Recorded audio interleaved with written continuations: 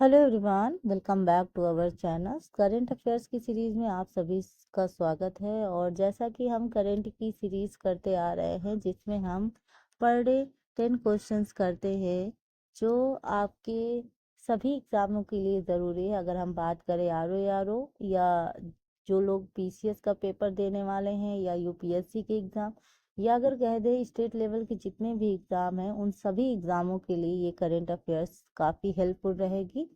तो अगर आपने अभी तक पिछली वीडियोस नहीं देखी हैं करंट अफेयर्स की, तो मैंने उनकी प्लेलिस्ट बनाई है, आप उनको ज़रूर देखिए ताकि आपकी तैयारी को और मजबूती मिले। तो यहाँ से आपको एग्ज़ाम में डायरेक्ट क्वेश्चन मिलेंगे, तो इस क्लास को मिस मत कीजिएगा। और 8 AM पर ये क्लास होती है, तो 8 AM पर आप सभी लोग तैयार रहा करिए, ठीक है, करंट अफेयर्स की क्लास करने के लिए। चलिए बात करते हैं क्वेश्चन नंबर पहले की। क्वेश्चन पहला है, 2 बार की grand slam champion Simona Halep, ठीक है, किसकी बात हो रही है? सिमोना हालेप ने टेनिस से संन्यास लेने की क्या कर दी है, घोषणा कर दी है। तो अगर हम बात करें पूर्व विश्व नंबर 1 और 2 बार grand slam champion Simona Halep ने 33 वर्ष की इनकी उम्र थी, तभी इन्होंने क्या कर लिया है, संन्यास की घोषणा कर दी है। रोमानियाई स्टार ने डोपिंग निलंबन के बाद चोटों से जूझते हुए वापसी की कोशिश की, लेकिन अंत में उन्होंने संन्यास का फैसला लिया। अगर हम बात करें तो उन्होंने अपने देश में आयोजित ट्रांसिल्वेनिया ओपन के पहले दौर में लूसिया ब्रोजेंडी के खिलाफ जब वो खेली तो वो हार गई, और इस हार के बाद ही इन्होंने क्या कर दिया, ये घोषणा कर दिया। अगर हम बात करें हालेप के कैरियर की प्रमुख उपलब्धि, अगर हम बात करें तो विंबलडन 2019 और फ्रेंच ओपन 2018 का खिताब इनमें शामिल है। कैरियर में 24 WTA एकल खिताब जीते और $40 मिलियन से अधिक की पुरस्कार राशि अर्जित की है। तो इनका चेहरा देख लीजिए, ठीक है, ताकि चेहरा देखने से आपको क्वेश्चन याद आ जाएगा। तो ये इनकी उपलब्धियां थी, ठीक है, जो हमने अभी बात की। नेक्स्ट क्वेश्चन की बात करें, भारत वैश्विक घरेलू उड़ान भार रैंकिंग में शीर्ष पर। तो अगर हम बात करें तो यहाँ पे भारत ने अमेरिका और चीन को भी पीछे छोड़ दिया है। तो अगर बात करें यात्री लोड फैक्टर यानी PLF में वैश्विक नेता बनकर ये उभरा है, जिसमें 2024 में 86.4% का आंकड़ा दर्ज किया है। अमेरिका की अगर बात करें तो वहाँ अमेरिका 84.1% और चीन 83.2%, जहाँ पे भारत का था 86.4%, ठीक है। तो यहाँ पे एक तरीके से कह दे कि अंतर्राष्ट्रीय वायु परिवहन संघ यानी IATA की नवीनतम रिपोर्ट के अनुसार वैश्विक विमानन क्षेत्र में भारत की बढ़ती ताकत और दक्षता को इन्होंने दर्शाया है। और 2024 में भारत के उड़ियन क्षेत्र ने 16.3 करोड़ घरेलू यात्रियों को सेवा दी, जो इसकी तीव्र वृद्धि को क्या कर रहा है, दर्शा रहा है। नेक्स्ट क्वेश्चन है, DRDO IIT हैदराबाद ने बड़े क्षेत्र में एडिटिव मैन्युफैक्चरिंग प्रणाली का क्या किया है, अनावरण किया है। अगर हम बात करें, भारत के रक्षा और एरोस्पेस निर्माण क्षेत्रों को महत्वपूर्ण प्रोत्साहन मिला है। IIT हैदराबाद और स्थित DRDO इंडस्ट्री अकादमिक सेंटर ऑफ एक्सीलेंस यानी, ठीक है, large area additive manufacturing system विकसित किया। यह नवाचार IIT हैदराबाद, DRDO की defence research and development laboratory और विभिन्न उद्योग भागीदारों की सहमति या अगर सहयोग की बात करें, सहयोग से ये रेडी किया गया है, ठीक है। चलिए नेक्स्ट क्वेश्चन है, ट्रोपेक्स 25 भारत की समुद्री शक्ति और संयुक्त सैन्य तत्परता का प्रदर्शन। तो ट्रोपेक्स 25 theatre level operational readiness exercise 2005, ठीक है। तो यहाँ पे भारत द्वारा आयोजित सबसे इम्पोर्टेंट सैन्य अभ्यासों में से अगर एक माना जाए तो भारतीय नौसेना की केंद्रीय भूमिका होती है इसमें। यह द्विवार्षिक अभ्यास भारतीय सशस्त्र बलों के समन्वय हिंद महासागर क्षेत्र यानी IOR, ठीक है, में शक्ति प्रदर्शन और राजनीतिक रणनीतिक तैयारियों को दर्शाता है। अगर हम बात करें जनवरी 2025 में आयोजित ट्रोपेक्स 25 भारत की विकसित सैन्य रणनीति और संयुक्त सैन्य अभ्यासों की क्षमता को दर्शा रहा है। ठीक है, चलिए भारत मालदीव सैन्य अभ्यास एक्वेरियम। ये ऐसे क्वेश्चंस एग्जाम में आपको देखने को जरूर मिलेंगे जहाँ पे पूछा जाता है कि भाई भारत मालदीव सैन्य अभ्यास या भारत अमेरिका या कुछ भी, मतलब ऐसे सैन्य अभ्यासों से रिलेटेड जो क्वेश्चन है वो आने की संभावना रहती है।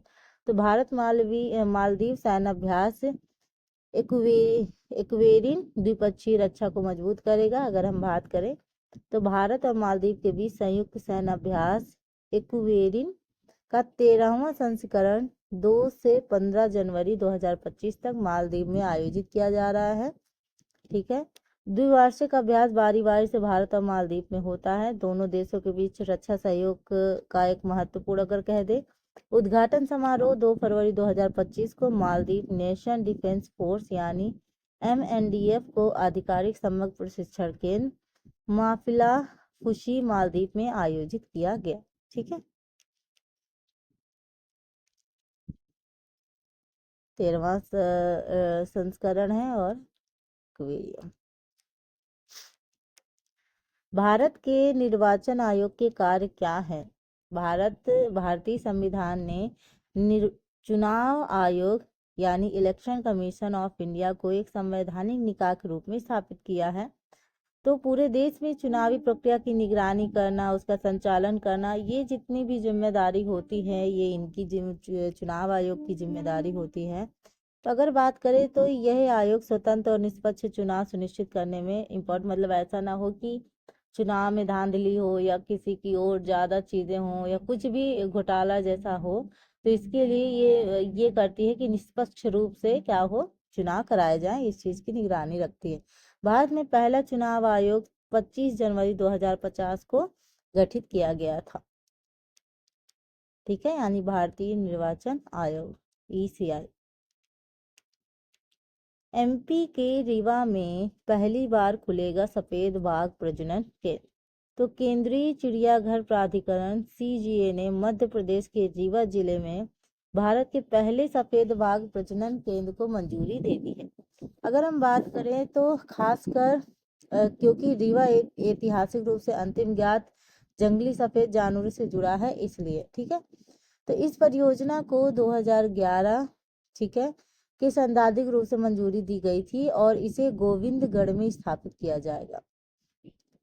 मुकुंदपुर के सफेद बाघ सफारी के पास स्थित है। इस प्रजनन केंद्र से जैव विविधता संरक्षण को बढ़ावा और वन्यजीव पर्यटन का विकास और स्थानीय लोगों के लिए रोजगार के अवसर का भी सृजित होने की उम्मीद है।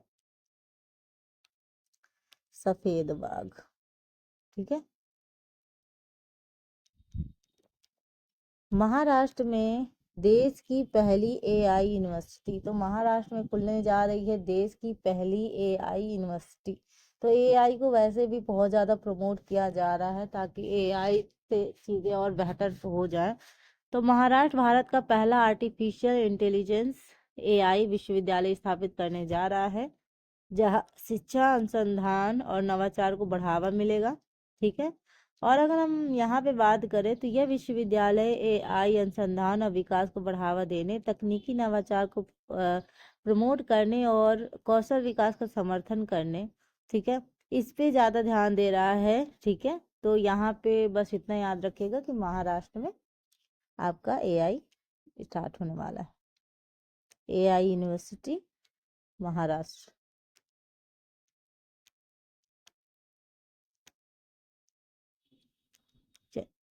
हरित हाइड्रोजन क्रांति क्या है?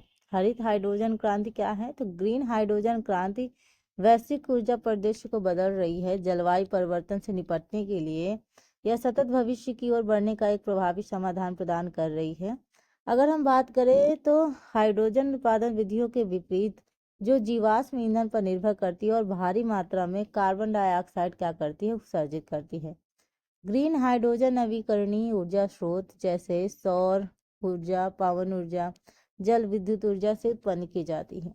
ये स्वच्छ ऊर्जा वाहक उद्योगों, परिवहन और ऊर्जा भंडार को क्या करती है, डिकार्बोनाइज करने की क्षमता रखता है, जिससे नेट जीरो उत्सर्जन के वैश्विक प्रयासों में इस काफ़ी हेल्प मिलती है।